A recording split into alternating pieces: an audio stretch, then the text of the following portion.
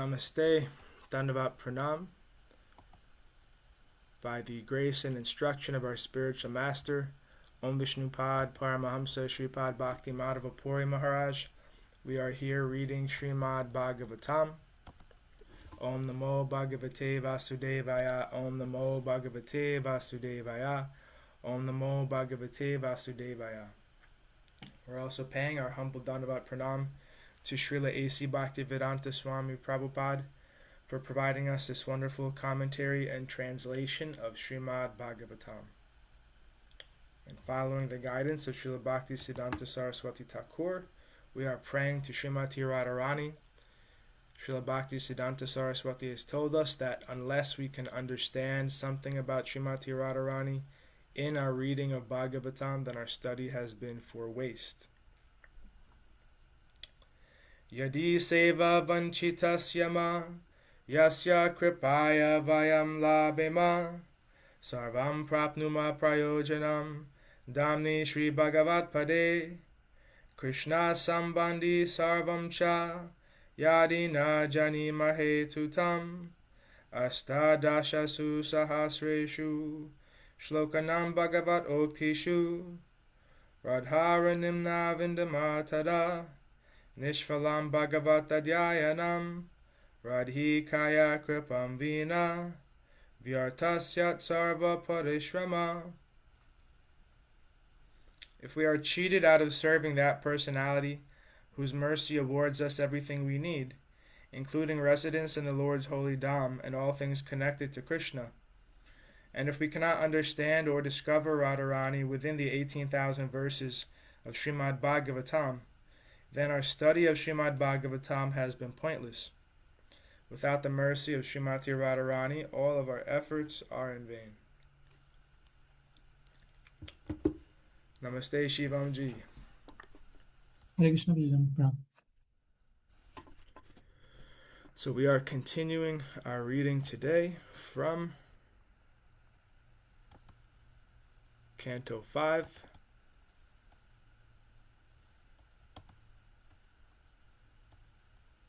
Chapter 10, text 22.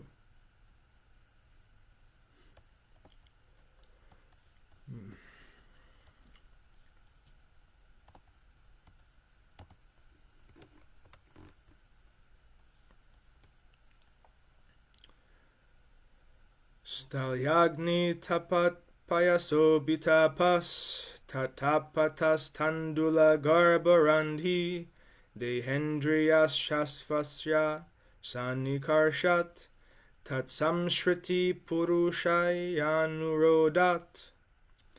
King Rahūgaṇa continued, My dear sir, you have said that designations like bodily fatness and thinness are not characteristics of the soul.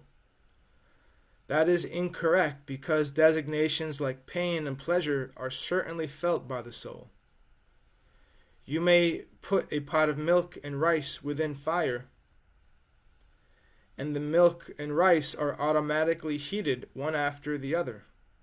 Similarly, due to bodily pains and pleasures, the senses, mind, and soul are affected. The soul cannot be completely detached from this conditioning.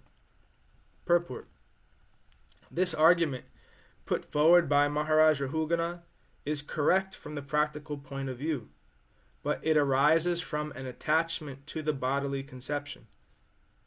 It can be said that a person sitting in his car is certainly different from his car, but if there is damage to the car, the owner of the car, being overly attached to the car, feels pain. Actually, the damage done to the car has nothing to do with the car's proprietor, but because the proprietor has identified himself with the interest of the car, he feels pleasure and pain connected with it. This conditional state can be avoided if attachment is withdrawn from the car. Then the proprietor would not feel pleasure or pain if the car is damaged or whatever. Similarly, the soul has nothing to do with the body and senses, but due to ignorance he identifies himself with the body, and he feels pleasure and pain due to bodily pleasure and pain.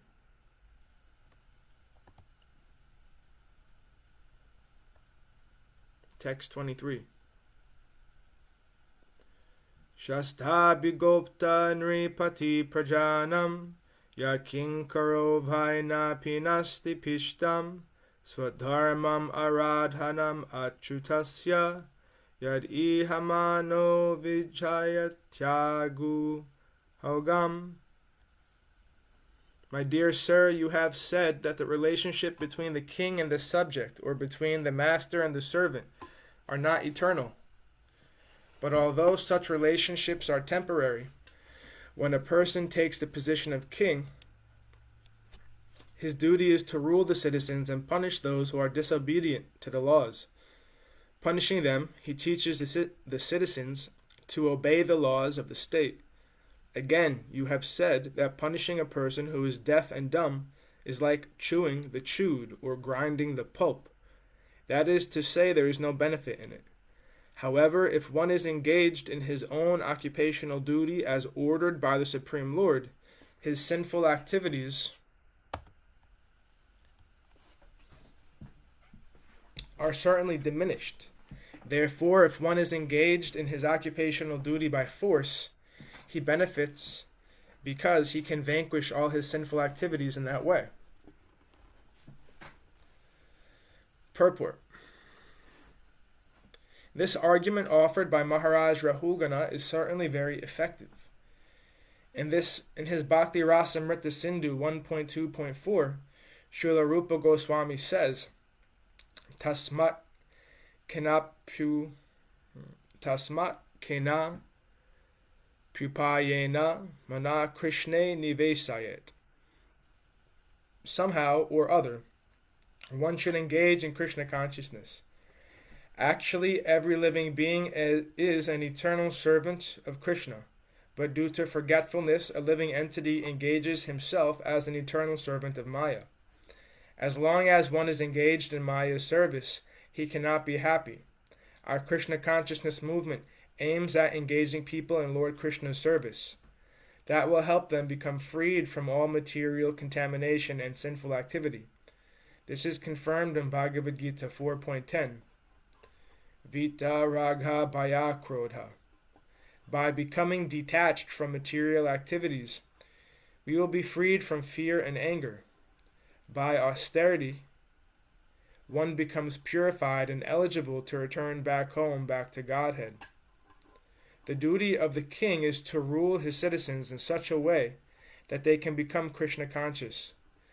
This would be very beneficial for everyone. Unfortunately, the king or president engages people in sense gratification instead of the Lord's service, and such activities are certainly not beneficial for anyone. King Rahūgaṇa tried to engage Jaḍa Bharata in carrying the palanquin, which is a form of sense gratification for the king. However, if one is engaged as a palanquin carrier in the Lord's service, that is certainly beneficial. In this godless civilization, if a president engages people somehow or other in devotional service, or the awakening of Kṛṣṇa consciousness, he renders the very best service to the citizens. Dhanavad Pranam Srimati Tosi Maharani Devi Dasi. Text 24. Dhanavad Pranam.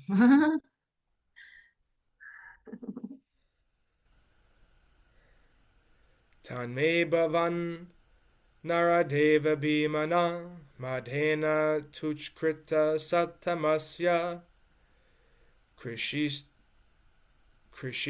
Maitri Drisham Artabando Yata Tare Sad Avadhyanam Ama.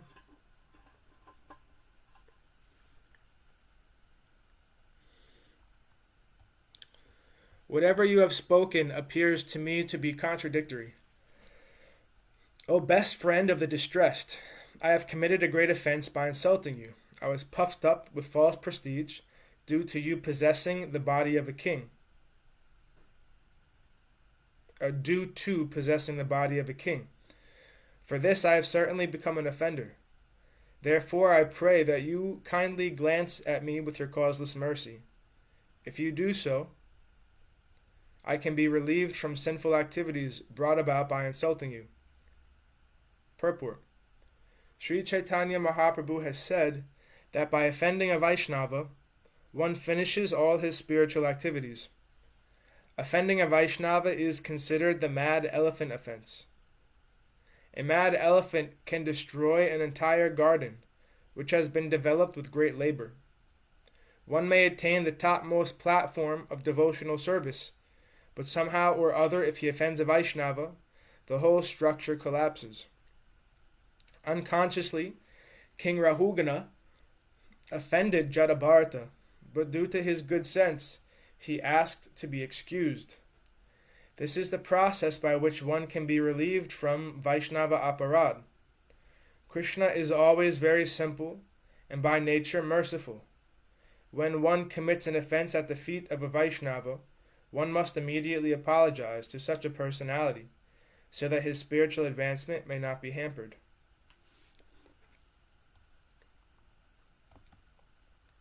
Text 25. Navikriya vishva suritshukasya samyena vita bhimatestavapi mahadvimanatsva kritadihi madrin nangshatya udarad api shulapanihi. O my dear Lord, you are the friend of the Supreme Personality of Godhead, who is the friend of all living entities. You are therefore equal to everyone, and you are free from the bodily conception. Although I have committed an offense by insulting you, I know that there is no loss or gain for you due to my insult. You are fixed in your determination, but I have committed an offense. Because of this, even though I may be as strong as Lord Shiva, I shall be vanquished without delay due to my offense at the lotus feet of a Vaishnava. Purport. Mahārāja Rahūgaṇa was very intelligent and conscious of the inauspicious effects arising from insulting a Vaishnava. He was therefore very anxious to be excused by Jaḍa Bharata. Following in the footsteps of Mahārāja Rahūgaṇa, everyone should be very cautious not to commit an offense at the lotus feet of a Vaishnava. Srila Vrindavan Das Thakur in Chaitanya Bhagavat Madhya 13 says, Shulapani samayadi bhakta ninda kare Bhagavat pramana tatapi shigra mare Hena Vaiṣṇavere ninde sarvagyahai Sajanera adapata sarva shastrakoi. Even if one is as strong as Lord Shiva, who carries a trident in his hand, one will nonetheless fall down from his spiritual position if he tries to insult the Vaishnava. That is the verdict of all Vedic scriptures. He also says this in Chaitanya Bhagavat Madhya 22.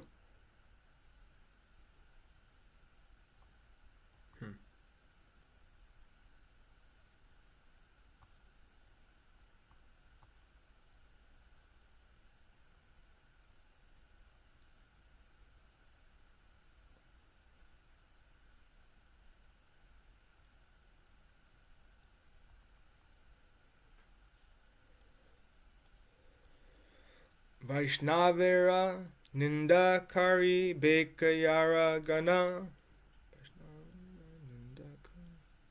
Vaiṣṇavera nindakari bekayara gana Tara raksha samartya nahika kona jana Sulapani samayadi Vaiṣṇavera ninde Tatapiha nasayaya kahe shastra vrinde Iha namaniyaye sujananindakare Janme janme se prapista daiva dosai mare. One who blasphemes a Vaishnava cannot be protected by anyone. Even if a person is as strong as Lord Shiva, if he blasphemes a Vaishnava, he is sure to be destroyed. This is the verdict of all Shastras. If one does not care for the verdict of the Shastras and dares to blaspheme a Vaishnava, he suffers life after life because of this. Thus end the Bhaktivedanta purports of the 5th canto, 10th chapter of Śrīmad Bhāgavatam, entitled The Discussion Between Jaḍa Bharata and Mahārāja Rahūgaṇa.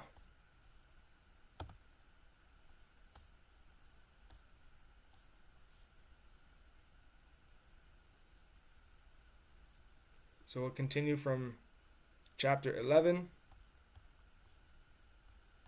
in the next meeting on Monday.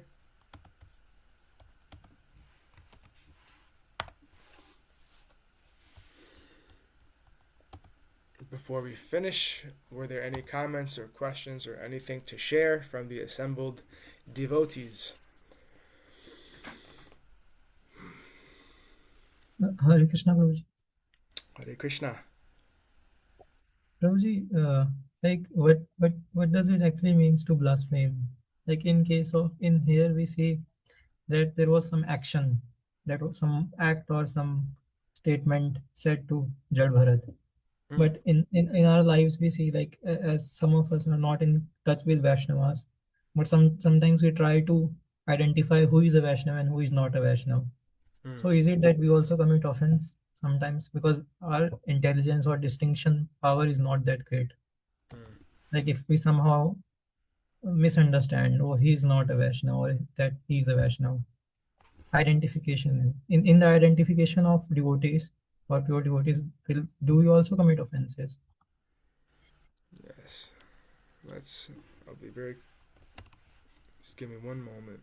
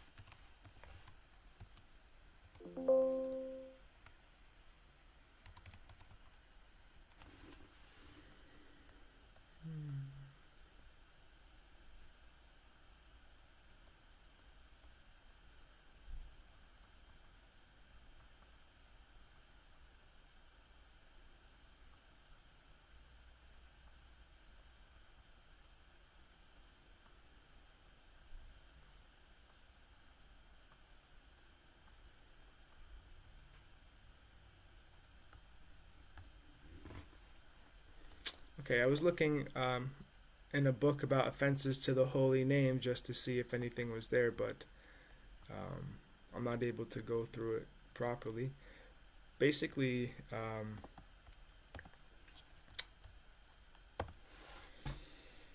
offenses to a Vaishnava. Of course, as you said, Shivam, we're trying to figure out who is a Vaishnava, who is not a Vaishnava. But we don't have the capacity to properly discern. Many times we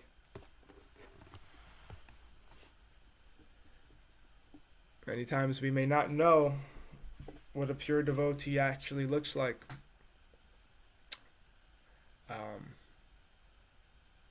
Because the standard of who, first of all, we're told from our gurus that a real Vaishnava is very sincerely not thinking that they are a Vaishnava, right? So that's problem number one.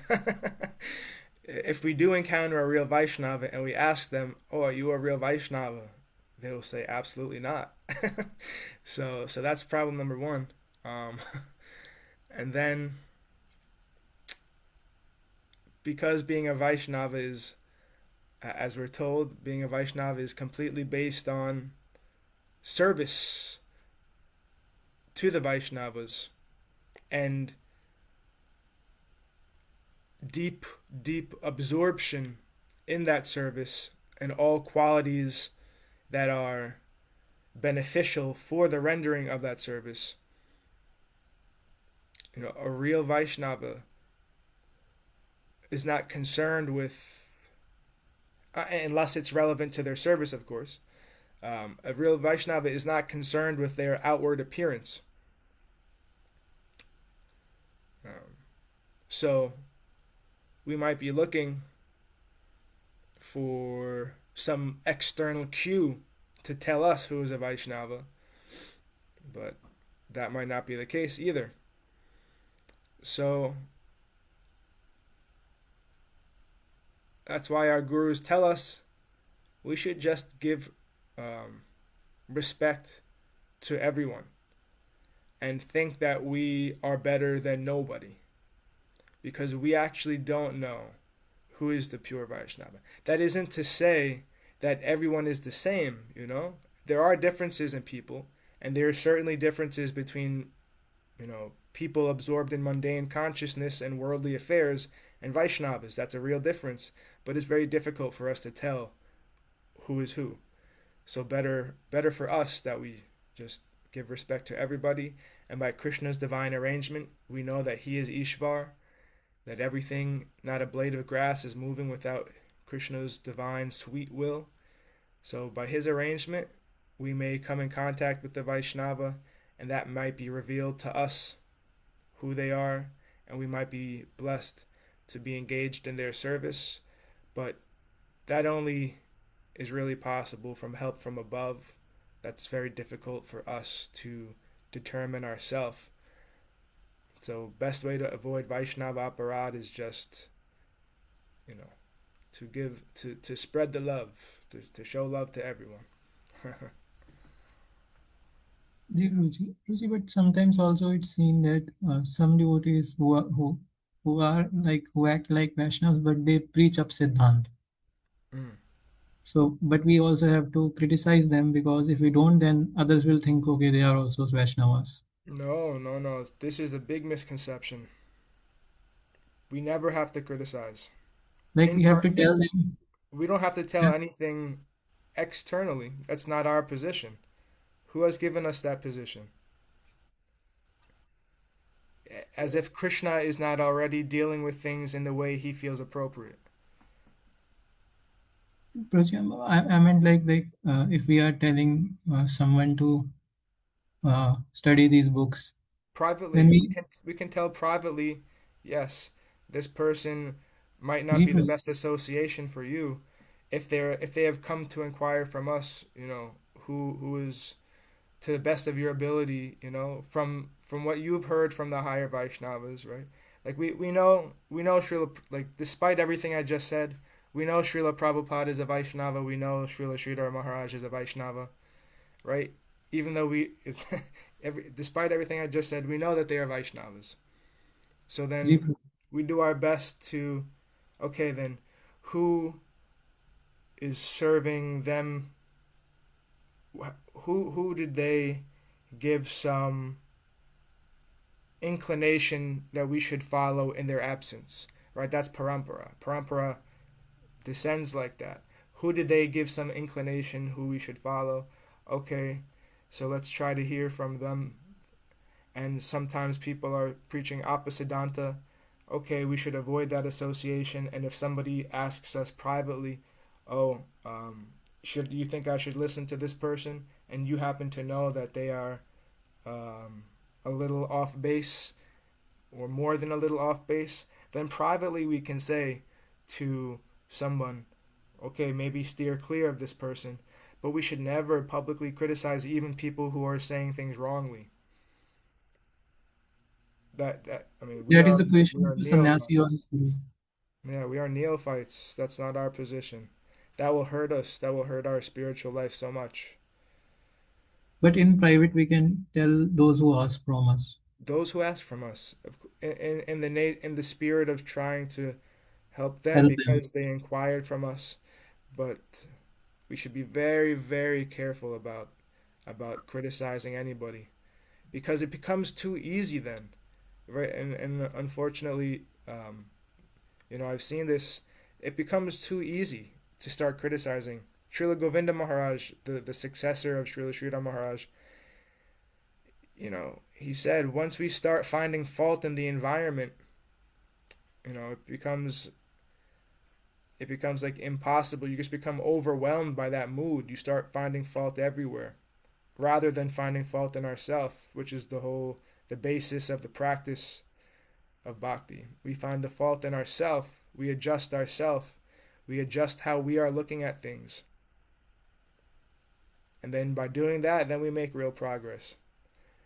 Otherwise, we become, you know, we become desensitized to being careful about finding fault. And we start finding fault everywhere. We become desensitized to it. And it's very hard to come back from that. Very hard. Because we feel justified. We feel like we're doing service. We feel like we're doing the right thing. But it's very, very dangerous. Thank you very much. Jai Om Vishnupad Paramahamsa Shripad Bhakti Madhava Puri Maharaj Ki Jai. Jai. Jai Srila Prabhupada, Srila Guru Maharaj, Srila Gurudev, Srila Acharya Dev, Srila Tirtha Maharaj Ki Jai. Jai. Jai Sri Rupanuga Guru Varga Ki Jai. Jai. All glories to the assembled devotees, all glories to the worldwide devotees, Sama Bhakti Veda Vrinda Ki Jai. Jai.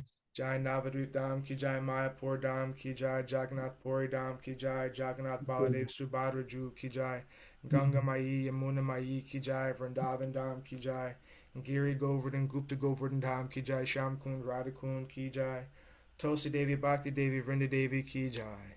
Jai. Śrīmad Bhāgavatam Ki Jai. Jai. Jai Harinam Sankirtan Yagya Ki Jai. Jai. Scientific Sankirtan Yagya Ki Jai. Jai. Principal Bhakti Vedanta Institute Ki Jai. Sri Chaitanya Saraswati Mat Ki Jai. Jai. Nitai Gaura Premanandi Hari Hari Hari Bo. Haribol. Jai Shrimati Tulsi Devi Dasi Ki Jai. Jai Bhakti Shivam Ki Jai. Bhakti Chirag Ki Jai. Jai. Kṛṣṇa.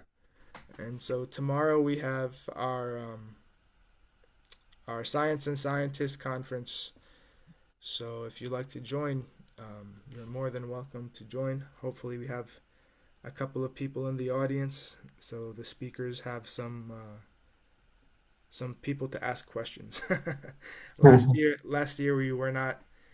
It's difficult to get people in the audience to come. So hopefully this year we'll have at least a handful of people.